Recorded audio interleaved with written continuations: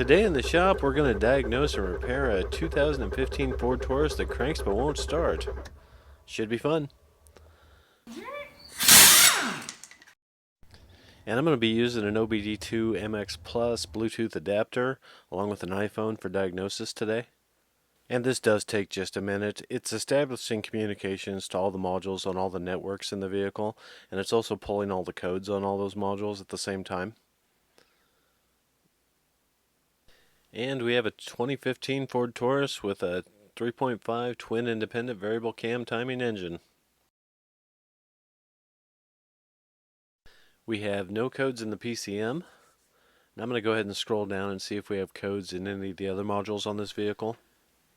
We have an invalid data received from the cluster code in the HVAC. That's probably not relevant to what we're looking at this for today. We have a battery voltage code in the GPS and a mirror code in the driver's seat module. Both of those are probably not relevant to what we're looking at this for. Let's try looking at some PIDs just to verify we have some basic things we need for the engine to run.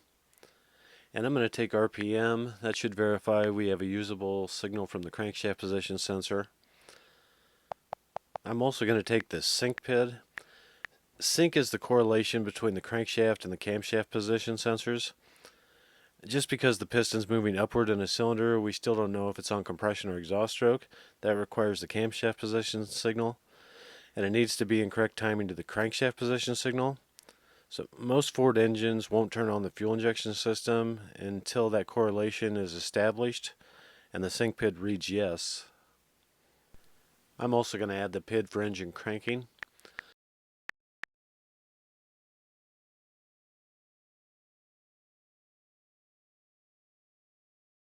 Let's go ahead and crank the engine. And we can see here we have engine RPM or a crank signal, and our sync PID is reading yes while cranking. So all that looks good. The engine sounds normal cranking. We seem to have the inputs to the PCM we need for the engine to fire. And at this point I usually split diagnosis into two separate categories. We either have an ignition system problem or a fuel delivery system problem. This is a coil on plug engine, so we have 6 ignition coils, and a problem with a single coil wouldn't keep the engine from starting, and you usually get codes if there's a problem with the coil circuits, although I have seen a couple of cases where we had no power to the coils and it didn't set any codes. For the fuel delivery system, we could have no power to the injectors, or we might not be pumping any fuel to the injection system. We could install a fuel pressure gauge and check fuel pressure, or we could check for power at the injectors, or even use a Noid light and check for power at the injectors and see if the PCM is grounding them or pulsing the injectors. But I think I am going to do kind of a questionable shortcut here to determine if we have a fuel system problem or an ignition problem. I would never recommend to anyone you do this. Obviously starting fluid is very flammable and there is a fire potential. But hey, we are trained professionals, so we're going to use this shortcut to see if it's a fuel system or an ignition problem. We've sprayed starting fluid into one of the vacuum ports on the engine, and I'm putting the hose back on with a clamp. And we're going to go try and crank it and see if it starts. And the engine did go ahead and start, so I think we've ruled out ignition system and we have a fuel system problem.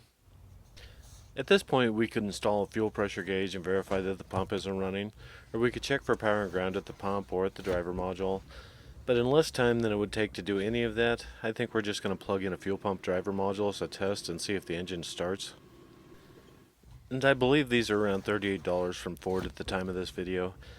And if it doesn't fix it, we're going to take it back off. But sometimes the quickest diagnostic method is to just try what's the most likely cause of the problem.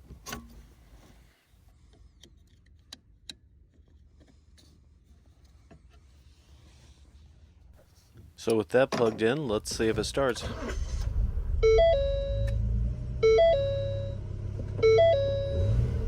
And that does seem to have fixed our problem. You would think you would get a code for this, and the powertrain control module does check that the fuel pump is getting power and will flag a code if it doesn't. The problem is the circuit that it tests that on comes from the fuel pump driver module.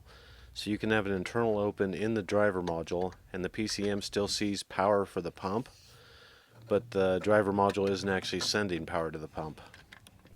It usually helps with diagnosis that I've seen this problem more than a few times before. I'm going to go ahead and get the new driver module permanently bolted into this vehicle, and I believe we're going to be done with this repair. If you found this helpful or interesting, please click the like button down below. I got a lot more great stuff coming up, so please subscribe. And as always, have a great week.